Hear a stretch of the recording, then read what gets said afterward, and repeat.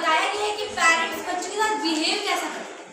अगर अच्छा करते हैं तो बच्चे भी अच्छे होते हैं, अगर गंदा करते हैं तो क्या होता है। चलिए देखते हैं क्या होता है स्टोरी में।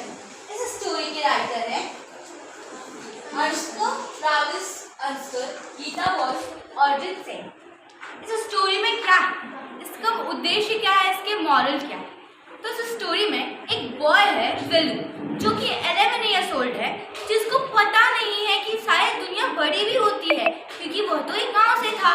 सबसे पहले वह एक ट्रेन कन्याकुमारी से चेन्नई तक का ट्रेन से उतरता है।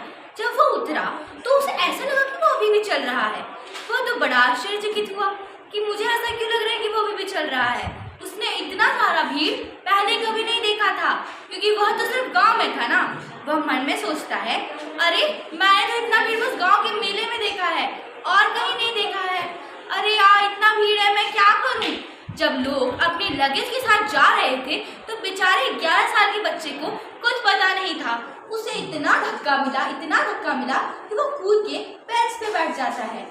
और अब वो लोग, उसे बहुत भूख लगी थी, क्योंकि उसने पता नहीं कब खाया होगा। उसने बस चना और गुड़ ही खाया था। उसे क्योंकि वो 11 साल का बच्चा था, भूख तो सबको लगती है। उसे इतनी भूख लगी थी कि वह अपना सिर अपने घुटनों पे रख के रोने लगता है।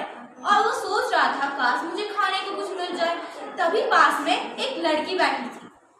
उसने देखा उसके पास एक बहुत बड़ा बोरा है। वो उससे पूछता है, वो उसने नहीं पूछा, क्योंकि वह अजनबी से कैसे पूछ सकता है।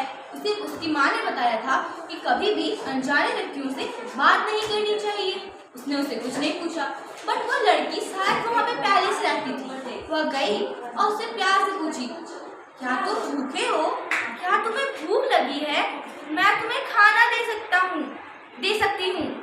विल्लू ने कुछ नहीं कहा। वो मन में सोचता रहा, अरे ये तो अजनबी है, इससे मैं कैसे खाना ले लूँ। ये तो मेरे लिए गलत होगा ना, क्या पता ये मुझे क्या खाने को दे दे। बेचारा 11 साल का बच्चा भूख से तड़प रहा था। उस लड़की ने फिर से पूछा, क्या तुम्हें खाना है? मैं तुम्हें खाना दिला सकती हूँ। विल्लू ने फिर कुछ नहीं कहा। उस लड़की ने कहा, अगर तुम्हें खाना है तो मेरे पीछे चलो, मैं तुम्हें पक्का खाना दिला दूंगी। विल्लू सोचते हुए कहता है कि वैसे भी मैं यहाँ पे नया हूँ, मुझे तो पता भी नहीं है मैं कहाँ जाऊँ। चलो किसी और के साथ चले जाता हूँ, कम से कम मेरी दोस्त तो बनेगी जिसके साथ मैं रहूँगा। वो उसके पीछे पीछे जाता है।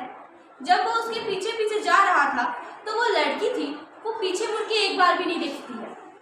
बिल्लू उसके पास गया और बोला, पहले अपना नाम तो बताओ, मैं तुम्हारे पीछे पीछे तो जा रहा हूँ, मुझे तो तुम्हारा नाम ही नहीं पता। वो गई, उसने बोला, मेरा नाम जया है, पर चलो मैं तुम्हें खाना दिलाती हूँ। बिल्लू ने देखा एक बहुत बड़े होटल में जा रही है। उसे लगा अब तो अच्छे पकवान मिलेंगे। जब वो जाता है तो लड़की उसे होटल के बजाय एक डस्टबिन के पास ले जाती है। वो बोलता है, तुम ये मुझे कहाँ ले आई हो? होटल तो वहाँ पे है, डस्टबिन के बगल में मैं क्या करूँगा? बोलती है, तुम्हें खाना चाहिए था ना, ये लो। उसने एक आधा सड़ा हुआ केला और एक रोटी। बिल्लू ने कहा, छी, मैं ये नहीं खा सकता।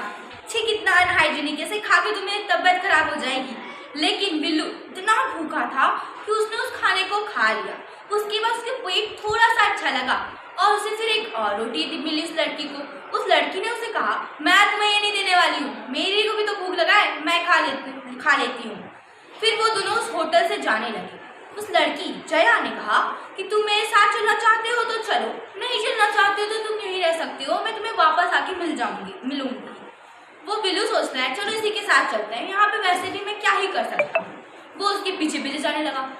इतना बड़ा बोरा के साथ वो पूछता है, अरे इतना बड़ा बोरा के साथ तुम करती क्या हो? वो लड़की बोलती है, मैं यहाँ से कचरा उठाती हूँ, क्योंकि मैं अनाथ हूँ, मेरे कोई पेरेंट्स ही नहीं है, तो मैं कैसे खाना खाऊँ, इसलिए मैं कचरा उठाती हूँ। बिल्लू आश्चर्यचकित हुआ। उसने पूछा, अरे कचरा जो किसी काम का नहीं है, उसको उठा के तुम क्या करती हो?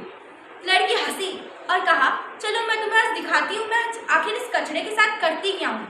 वो गई, उसने कचरा लिया और एक दुकानदार के पास आई। दुकानदार को जब उसने दिया, उसके बदले से पैसे दिए। वह फिर आश्चर्य हुआ, क्योंकि उसने आज तक ये कभी देखा ही नहीं था। उसने फिर पूछा, अरे वो दुकानदार पागल हो गया है क्या? कचरा के बदले तो कोई कैसे दे सकता है? वो बोलती है, चलो मैं तुम्हें एक और चीज़ दिखाती हूँ। फिर वो दुकानदार के पीछे पीछे गई और दिखाया कि दुकानदार उसे फैक्ट्री में दे रहा है और उसे भी पैसे मिल रहे हैं। अब बिल्लू इतना हैरान हुआ कि वो बेचारा कुछ बोल नहीं पा रहा था। वो लड़की बोली, अब मैं तुम्हें समझाती हूँ, आखिर ये मैं कचरा क्यों लेती हूँ, दुकानदार ने मुझे पैसे क्यों दिए, फैक्ट्री वाले ने मुझे पैसे क्यों दिए, उसे पैसे क्यों दिए। वो बोलती है कि देखो सब कचरे तो फेंके रहते हैं, तो कचरे को फैक्ट्री में रिसाइकल किया जाता है, मतलब कि वापस से उसे बनाया जाता है ताकि आप लोग उपयोग कर सके। क्योंकि नेचर में से बहुत सारी चीज़ें हैं जो लिमिटेड हैं, मतलब एग्जॉस्टेबल है, जिसे वापस से बनाना थोड़ा नामुमकिन है, उसे बनने में बहुत समय लगता है। इसीलिए हम इसे रीयूज, रिसाइकल और रिड्यूस करते हैं। फिर वो सोचता है कि चलो अब मैं भी तुम्हारे साथ काम करूंगा ताकि मुझे भी पैसे मिले और मैं अच्छा खाना खा सकूं, वरना मेरी तबीयत खराब हो जाएगी और मुझे अच्छी नौकरी मिलते ही मैं ये नौकरी छोड़ दूंगा। फिर ये इस तरीके से ये स्टोरी का एंड होता है। ऐसे तो स्टोरी के बहुत सारे मॉरल है, बट मैं दो ही बता रही हूँ। पहला कि कोई भी पेरेंट्स अपने बच्चे के साथ गलत बिहेव ना करे, क्योंकि अगर टिल्लू के पापा शराब ना पीते और उसे ना मारते तो वो कभी घर छोड़ के आता ही नहीं और उसे गंदा खाना खाना ही नहीं पड़ता। दूसरा, कभी भी छोटे बच्चों को काम करने के लिए ना भेजे, क्योंकि वो एक गवर्नमेंट के खिलाफ से वो रूल भी नहीं है कि छोटा बच्चा काम करे और उसे काम भी नहीं करना चाहिए। तीसरा कि ऐसे तो जैसे बिल्लू कितना समझदार था, अनजाने व्यक्ति से बात नहीं कर रहा था, उसी तरह हमें भी किसी भी अजनबी से बात नहीं करना चाहिए। Thank you.